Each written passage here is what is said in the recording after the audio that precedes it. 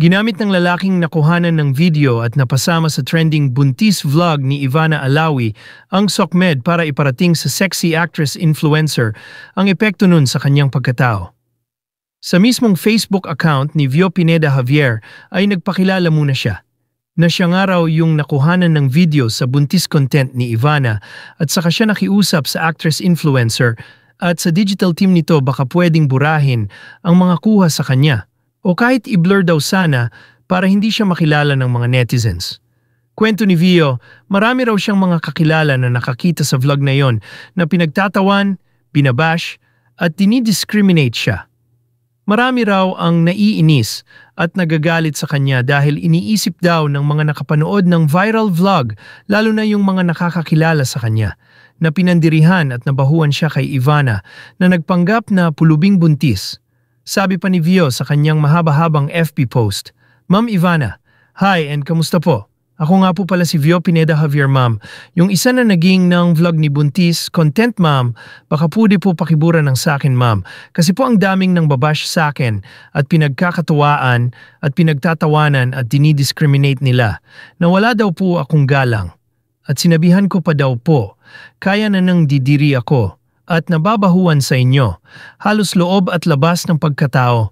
Ko po ma'am binabastos ng nakapanood at nakakakita sa akin in person. Sana naman ma'am palinis po ng sa akin ma'am, kasi alam niyo naman po sa sarili ninyo. At sa ginawa ninyo content vlog, na maayos ko po kayo pinakiharapan. Ang labas po kasi ako pa na mahiya, 20 piso na pong binigay ng staff ninyo sa akin. Ganun pa result, pagalok ko din sa inyong kumain.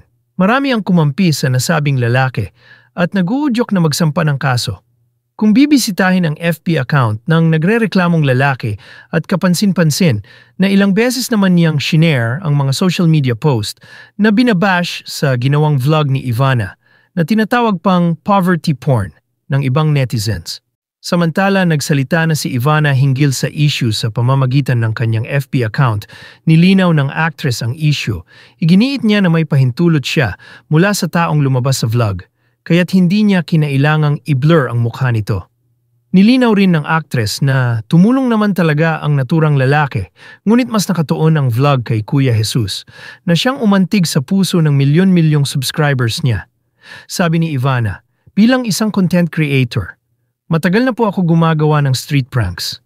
Alam ko na kailangan magpaalam palagi sa mga ipapakita ko na hindi naka-blur. Kung papanoorin mo ang latest vlog ko na buntis, marami ang nakablur sa una at gitna dahil hindi kami humingi ng consent sa mga taong yon. At alam ko na bawal silang i-post kapag ganon dahil baka mababash at ma-judge lang sila. Ganon din sa iba kong mga pranks, lagi namin binblur. Ngayon, may lumabas na sinasabing dapat ko i-down dahil nakakakuha ng pambabatikos sa kanya. Pero hindi naman siya tumanggi sa akin nung hiningan ko siya, sadyang naunahan lang siya ni Kuya Jesus mag-abot at doon na nag-focus ang attention ko. Marami po kaming raw footage nung buntis prank kung saan makikitang pumayag si Kuya lumabas sa vlog ko, pinaalam muna namin. Sa kanya ito bago kami umalis. At madami pa ang nangyari na hindi na namin sinama sa vlog. Pinakita namin sa kanya yung raw footage at nakalimutan lang daw niya at humingi siya ngayon ng pasensya.